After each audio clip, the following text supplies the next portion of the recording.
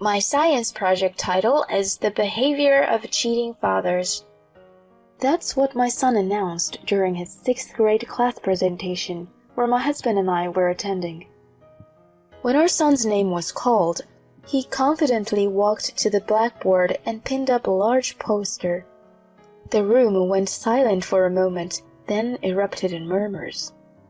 Undeterred, our son began presenting. I chose this topic because on December 10th, right before winter break, I saw my dad walking arm in arm with a woman I didn't recognize. I noticed more suspicious behavior after that, so I decided to research my own dad. From the back of the room, I stared at the poster, filled with numerous photos and detailed research findings. I realized it all. My husband's late nights and his distance from our family. He had been cheating. I was seething inside. I wouldn't stand for this. I shot my husband a glare and demanded, "What is this about?" He looked back, pale and trembling. Stay with me to see how this story unfolds. My name is Emily, a 40-year-old working mom. I've been with the cosmetics company I joined right out of college. I've recently been promoted to a manager position and I'm finding it fulfilling. My husband's name is James. We met 14 years ago through a mutual friend. He's set to inherit his father's business and currently works in sales. Despite his occasional recklessness, he's promising and gentle, drawing me closer over time. After dating for 2 years, I happily accepted his dreamy proposal. Emily, let's build a happy family together. Aw, James. Once we are married, I'd love to have kids soon. Hopefully a boy as an heir. Always in a rush, aren't you, James? We then began visiting our parents to announce our engagement. My rural folks loved James. Then it was time to meet his parents, Samuel, a company CEO, and Barbara, a housewife. Their lavish home was intimidating, making me nervous. Don't be tense, Emily. Barbara comforted. We're delighted to meet you. She serves us tea and seemed like a very sweet lady. When James expressed our intent to marry, they were overjoyed. A family will make you a real man, James. Treat Emily well. Despite his stern appearance, Samuel was kind. I am glad to be joining such a lovely family, I replied, and Barbara warmly agreed. They even supported my decision to continue working post-marriage. It's an era where women excel in their careers, Samuel pointed out. On our way home, James said, It seems my folks really liked you. Your parents are wonderful. Dad is usually strict, but what scares me more is Mom. When she's mad, it's terrifying. I was surprised. Really? We better not upset her then. Don't worry, she seemed fond of you. Following our lavish wedding, we began living in the apartment Samuel gifted us. With James often away due to work, house chores largely fell to me. Juggling my job and housework was challenging, but modern appliances made it manageable. Thankfully, he helped out occasionally, so I wasn't too frustrated. A year after we got married, I discovered I was pregnant. Hearing the news, James was ecstatic, jumping for joy. Oh my gosh, Emily, I'm going to be a dad. Thank you. My in-laws were just as thrilled as he was.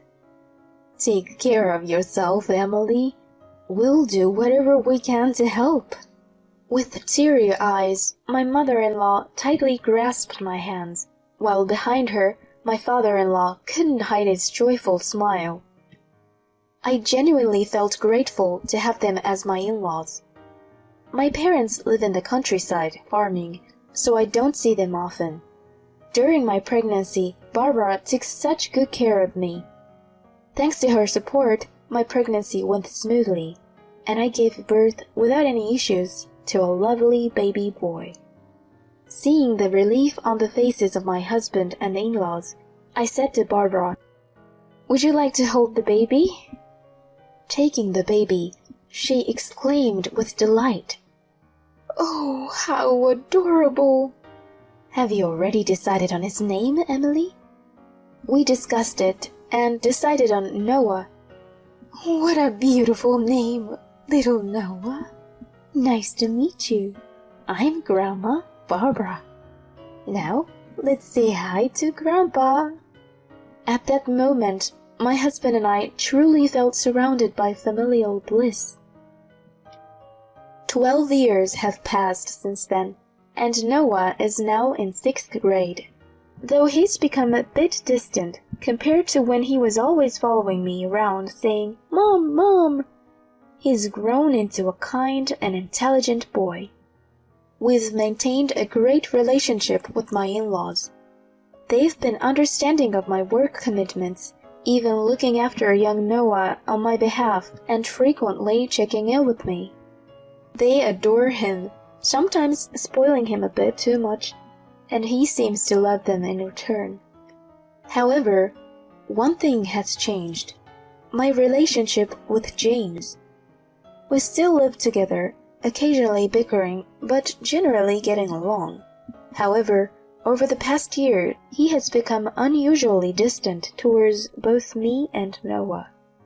James, having climbed the corporate ladder to become a sales director and potentially the next successor, has been increasingly absent from home, studying and busy with work. He rarely speaks to Noah and usually just drinks and goes to sleep at home. This has been the routine for a while. As our son entered his last winter break in elementary school, I suggested to James, who came home late, "How about we go on a winter vacation? It would be nice for Noah." James, looking bothered, replied, "I'm swamped with work. I don't have time for that." "But you've been like this for a while, and I feel bad for Noah." "He's at that age where he doesn't want his parents around, right? Just let him be," he retorted dismissively and quickly went to sleep. I felt both disappointed and lonely with his response.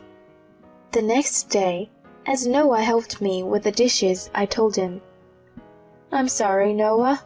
We might not be able to go on a trip this year, but we can visit the museum or something, okay?" "It's okay, Mom. You just focus on your work," he replied nonchalantly. I wondered if James was right about him preferring the company of friends over parents now. "But you have your project, right? Let me know if there's anything I can help with." "I've already decided on my research project topic. I want to focus on that." "I see. Well, I won't bother you then. Good luck with it." Though he still had some childlike traits, I felt proud of how mature he had become. Throughout the winter break, James was busy with work and I was tied up too, so Noah spent more time at his grandparents'. He seemed engrossed in his assignments and research, staying in his room most of the day. However, we made sure to share dinner together every evening and chat. I believe our mother-son relationship remained strong. Occasionally, I noticed him looking at me as if he wanted to say something, but I decided to wait until he was ready to talk. And just like that, winter break came to an end, and after a little while, the last open class session of elementary school approached. I decided to ask my father-in-law to have James take the day off from work so he could join me for the class visitation. James seemed hesitant and a bit annoyed, but upon my urging, he entered the classroom.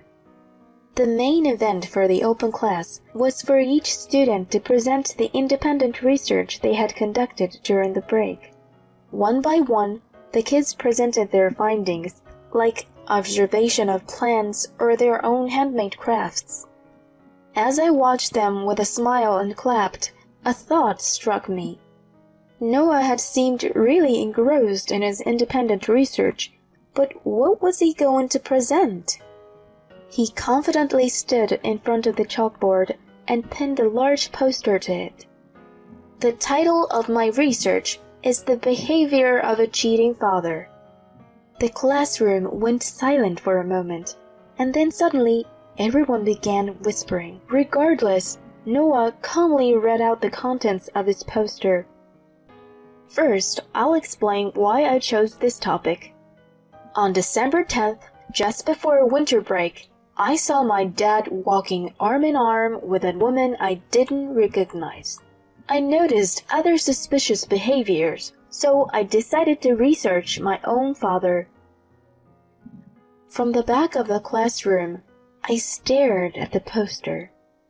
It was filled with various photographs and densely written research findings. It all made sense to me then. The reason why my husband has been coming home late and had been so distant was because he had been cheating on me. I was seething. This is unforgivable. I immediately turned to my husband and demanded, "What's this about?" He looked pale and trembling. The teacher quickly interrupted Noah's presentation, and even though he pleaded to continue, the teacher told him he couldn't. From the back, I called out to my son, "Let's go home, Noah. I promise I'll listen to your entire presentation." "Mom." With that, we left the classroom under the curious gazes of others. In the parking lot, I sharply told James, who was turning pale and trying to get into the car, "You can walk home." I drove straight to my in-laws' house with my son.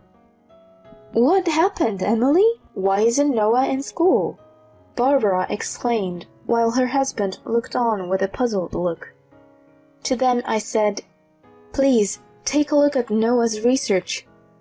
I had him spread out his poster on the table. I hadn't been able to see it from the back of the classroom, but the contents were incredibly detailed. It included sections like, "Observing my Father's Day," with notes like, "Leaves for work at 8:30 a.m., leaves office around 10 a.m. with a new female coworker. They head to a cafe and flirt, return to the office after lunch, leave again at 1:30 p.m. and go to a hotel, then dinner at a restaurant." There were photos he took himself, even one of his father coming out of the hotel. My in-laws were stunned. "Oh my goodness." We should confirm this with James. After they reviewed everything, including sections on identifying woman A, recording my father's weekend activities, differences in my father's behavior at home and with A, and text messages between my father and A, Samuel finally said with a shaky voice, "Noah, this is very well done, and that's commendable." "Thank you, Grandpa." "But, Noah, why didn't you tell your mother about this?" Noah, with a quivering voice, responded, "I thought it would make Mom sad, but I couldn't stand it. I found online that if I wanted to accuse someone, I needed evidence, so that's why I did this." Tears streamed down his face. Holding him tight, I said, "It's okay, Noah. Thank you. I promise I'll protect you. I'm stronger than I might seem." "I'm sorry, Mom, but I can't see him as my dad anymore." I nodded, took him home, and made him dinner. Later, when I received a call from Samuel, I headed back to their house. In the living room, James sat with visibly angered Samuel and his mother, who was also as mad. Spread out on the table was Noah's project. "Now that we are all here, James, explain this," Samuel said in a low voice. This is a misunderstanding of Noah's part." I confronted him. "A misunderstanding, you say? Then what about this photo of you entering the hotel? Are you saying that Noah just made this up?" Oh, And this lady here, Abigail Walker, she's a new employee in your department at work, huh? I even have screenshots of your chats. I love you, Abby. Can't wait to be with you tomorrow. We're going to get married, Abby. Then you'll be Mrs. CEO. Aw, isn't that sweet? Please, just stop. He finally admitted, defeated. Alright, I admit. I cheated on you. It's pretty obvious when it's laid out like this. I can't believe Noah found out. Holding his head in his hands, he looked up. His father informed him. I heard from your deputy manager. Everyone in the company has known about your affair with the new girl, but they were too scared of your position to say anything. What? Using the company car for your rendezvous during business hours? Unbelievable. You're fired, and so is she. James pointed at himself in disbelief. Even though I'm the next CEO? Who said I'd let you take over? Shame on you, you disgraceful son. Dad! Suddenly, his mother, who had been silent till now, slapped him hard across his face. Ow! Mom, what the hell? You disgrace! Apologize to Emily and Noah right now. We are cutting ties with you. Never show your face again. She continued to slap him multiple times until her husband intervened. All right, that's enough. True to her reputation, James was most afraid of his mother. With a face flushed from the slaps, he staggered over to me. Emily, I'm sorry. Please, if you forgive me, everything can be fixed. Please forgive me. With all the strength I had, I shouted back.